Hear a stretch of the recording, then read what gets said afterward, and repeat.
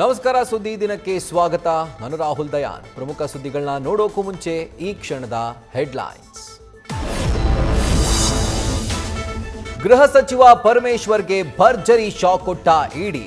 ರನ್ಯಾ ಕೇಸ್ಗೆ ನಂಟು ಶಂಕೆ ಮೇರೆಗೆ ಸಿದ್ಧಾರ್ಥ ಶಿಕ್ಷಣ ಸಂಸ್ಥೆ ಮೇಲೆ ರೇಡ್. ಬಿಜೆಪಿ ಕಾಂಗ್ರೆಸ್ ನಡುವೆ ವಾಕ್ಸಮರ.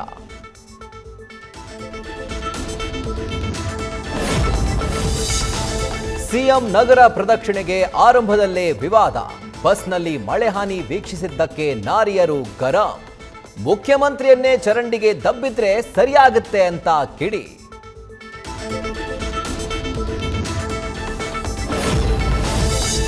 ಕನ್ನಡಿಗರ ಕೆಣಕಿದ ಬ್ಯಾಂಕ್ ಮಹಿಳಾ ಮ್ಯಾನೇಜರ್ ವಿರುದ್ಧ ಕರವೇ ಆಕ್ರೋಶ. ಬೇಕಾಬಿಟ್ಟಿಯಾಗಿ ಕ್ಷಮೆ ಕೇಳಿದ ಬ್ಯಾಂಕ್ ಮ್ಯಾನೇಜರ್. ಆಕ್ರೋಶ ಹೆಚ್ಚಾಗ್ತಿದ್ದಂತೆ ಅಧಿಕಾರಿಯ ಎತ್ತಂಗಡಿ.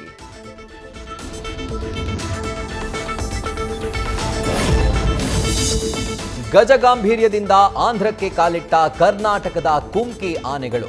ಮಾನವ ಆನೆಗಳ ಸಂಘರ್ಷ ತಪ್ಪಿಸಲು 5 ಆನೆಗಳ ಹಸ್ತಾಂತರ.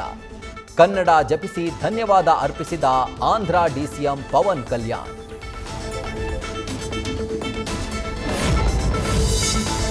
ವಿಶ್ವದ ಮುಂದೆ ಪಾಕ್ನ ಉಗ್ರಮುಖ ಬಯಲು ಮಾಡಲು ಯತ್ನ.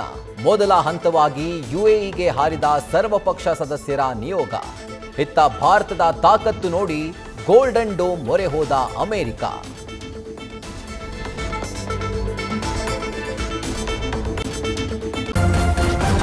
ನ್ಯೂಸ್ ಫಸ್ಟ್, ನಿರ್ಭೀತಿಯಿಂದ ನಿಮ್ಮ ಪರವಾಗಿ.